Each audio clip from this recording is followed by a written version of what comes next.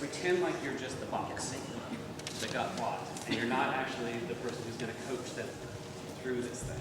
That's probably going to last for about 2 or 3 minutes, and then you're going to start coaching them, and that's okay. But give it at least those first few minutes until you're just sort of in this excruciating place where you can't bear it anymore, before you start telling them what the intent was and things like that. Okay? So go ahead and tell them what the fiction is. That's great.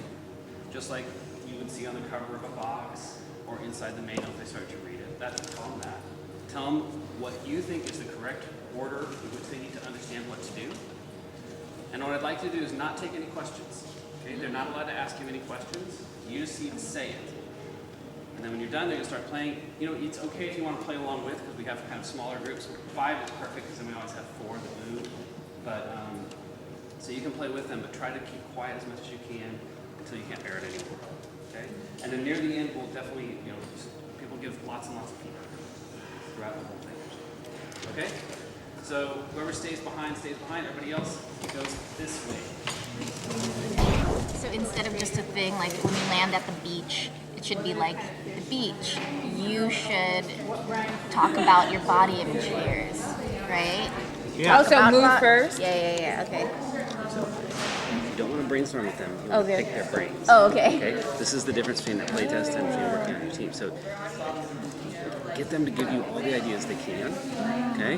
Just say, throw out ideas, and then your job isn't to implement their ideas. Don't give any feedback back to them. Just listen and try to figure out what was bugging them. Because they can't actually tell you because they don't know yet. But what they can do is give you a bunch of thoughts that they've been having. So like another thing is like maybe these spaces in between could have the place. So since it's LA, you could have like, you know, Alvarado or Pasadena or something. I want to pause for a moment and go over a few notes that I have. All right. So first of all, can who wants to volunteer? One of the people who was the test proctor who stayed behind of what that was like. Again, I was like really in love with our game. So I was like, then I was having fun with them, and then I wasn't paying attention to when they were having struggles, or I was like, or I wanted to just ignore it and be like, no, they'll get it next time, you know? And so it took you kind of pushing me to be like, oh right, more, this is like still the experiment time, you know? Anybody else experience that? Yeah. I mean, I was playing the game, so Yes, yeah. getting into kind it. of a handicap. And then I wanted to cheerlead for it. Like, this is great. Just roll the dice and go there. So I mean, so this is the single most classic problem that we have when we test digital games as well.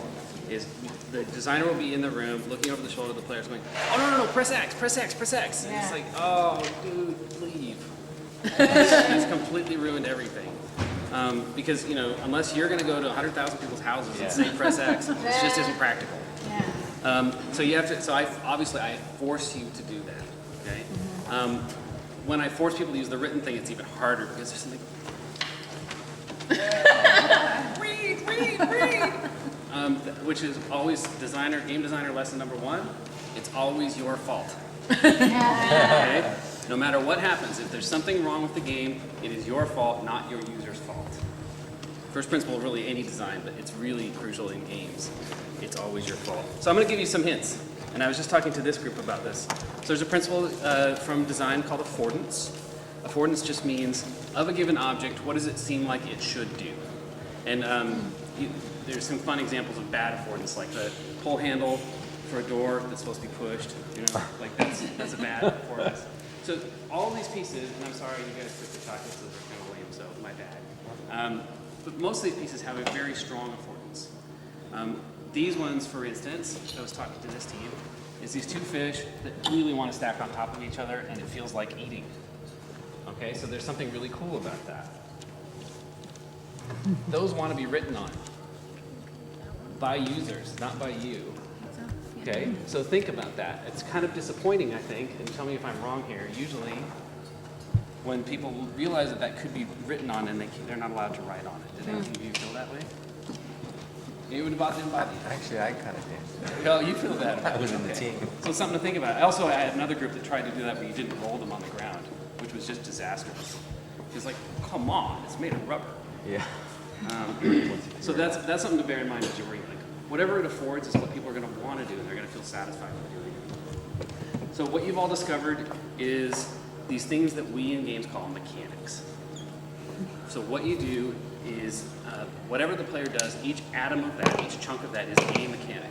So the most simple mechanic, which I've seen used kind of a lot here, is roll the dice, look at the number, move the object, right? That is a mechanic. And it's great, especially for 4-year-olds. But usually you need more than that. So when we make games that are interesting, again, this applies across digital games as well, is you usually take one mechanic, and then you take another, and then you take another, and then figure out how to make those three blend together into something that's kind of like unpredictable.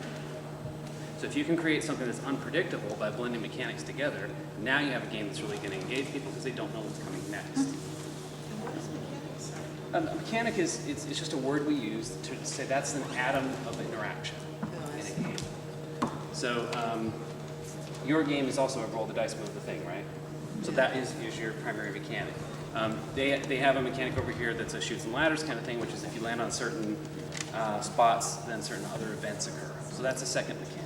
And those do work together, okay? The trouble is that they're chained. They don't ever do this. They don't look back at each other. You guys are veering toward mechanics that go between two people, which is where it gets really interesting. Okay, so when a mechanic is a decision that I have to make with you instead of with the board, now that's starting to get like a fun board game. Anybody play apples to apples? Games like that? So, Pictionary. Yeah. So one of the elements of Pictionary or apples to apples is that one player is like the arbiter or the judge, or the person trying to guess the picture. Okay, so that's completely unpredictable because it all depends on that person's attitude, and that becomes a lot of fun because it's unpredictable. So that's my main thing. Off you go. Creating a new way. So the question becomes. No, you're revising. If you want to make a new game, you can. Do we want to make a new game or do we want to just try and improve this one? I like this game. Okay. I mean, it sounds to me like at first we came up with a whole list of things that would happen to you. Yeah. And it sounds like people just want more of those things to happen to them. Whether it's a twist or a boom. So maybe they get to decide. They get to select 6 tactics and 6 weapons. Right. So they get to select their own. Exactly. They can select their own. That's wonderful. That's fun. We had fun writing them. They'll have fun writing them. Right. So that's when, Guppy had started to come into it. So I think we should go in that direction. I feel safe in telling you this because you could not possibly emulate it because they took the pigs. One team once created a game in which the fiction was, it turns out chocolate is actually made of pork, and so the objective was to get the pigs to the center, which then created chocolate, which you took, which had that like really creepy moment of like making you not so sure you really want the chocolate after all. Right. And when people played it, they were really engaged because they were like, this is really weird and bizarre. So playing around with that, like, okay, it's chocolate, but what about that is it that it's emotional for people? I mean, it's not just how it tastes, there's something else, which, there's the Forrest Gump thing, right? All right, so we just finished with the first play tests. Everybody's built their first versions of their games. And what always happened, which is everyone thought their games were great, and then they had their friends play them, and they're not. So now they have to try and figure out what to do to change them, what they need to usually add to make it not be boring, and how to work together to get there. Okay, so this is City Takeover. Creativity will save the city. There's a lot of fun elements in here so that people can be creative, and if they want, they can tag their team member to join in on it. So basically what they're doing is they get to come up with whatever their imagination will allow for their creative story. And then when they get into one of the other things, if they have to tell everybody a compliment or give high five, it encourages team building and interaction with like strangers or friends or whatever it is. So it's just lots of fun. It's silly fun. It's easy. And one of the coolest things about it, I think now, is this new way we're doing this where it can be a fresh new game every time you play. So I think that's awesome. I think it's actually a really great game. And what you're doing is you have 2 teams, and you get to pick what the theme of your game is. You can be cowboys versus Indians. You can be, hunters versus gatherers. We started this as space aliens versus undocumented aliens game, but we found that was too constricting for our players. We also chose for them all of their weapons and all of their tactics, but these are whiteboard write-on dice, and the game developer pointed out that people would be frustrated if they don't get to write their own dice information. So now, just choose what kind of teams you want to be and what kind of tactics and weapons you want to use that are appropriate for your teams. And then you can start your interactive storytelling game. The advantage of our new system is that it creates buy-in by the players for the game, because they've basically created it themselves in this sort of choose-your-own-adventure approach. Our game is actually kind of like Candyland for adults, but with stories. So it's very easy. It's very winning-oriented, team play-oriented. Nobody loses. The worst thing that can happen to you is you can land on "you littered" and go to Trash Island. So it's a very gentle. It's a very gentle game. I was the proctor for the game, so I got to see how players who had never seen it got to react. So by me staying here, it was really interesting to step into someone else's shoes and to look at it from a completely different perspective. So it really helped that fresh people got to play the game, and then that I wasn't already working with.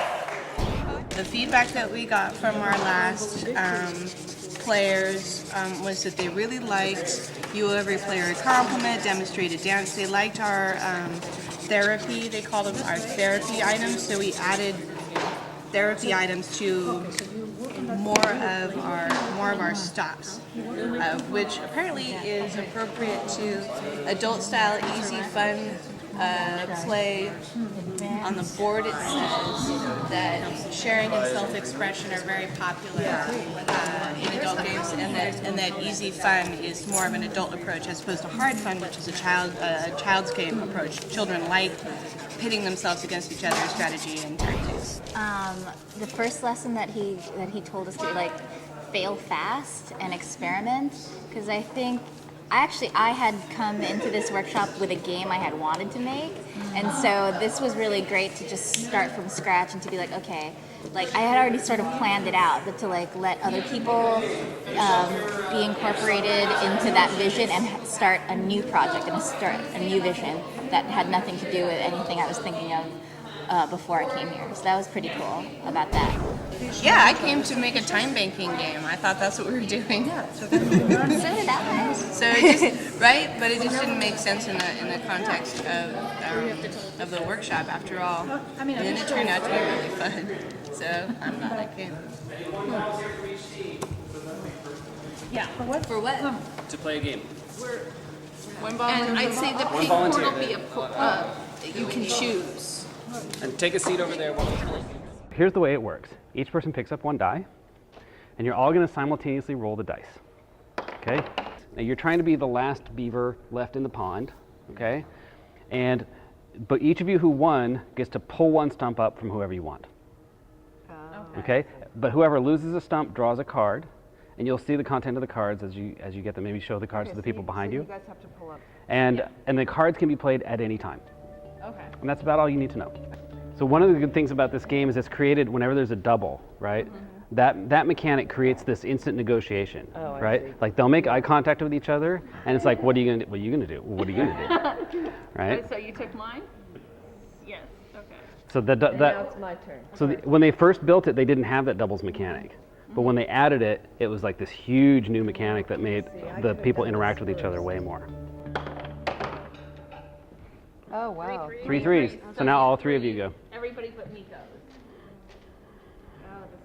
This is where it gets good. So now the three of them are negotiating. They could practically wipe her out if they can make an alliance. Can we talk to each other, you mean? Of course.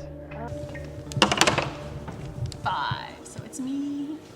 So here's a fun thing. There's a card somewhere in the deck that's called Resurrect, which is the only way she can get back in the game. So if she negotiates properly, she may be able to get someone to resurrect her.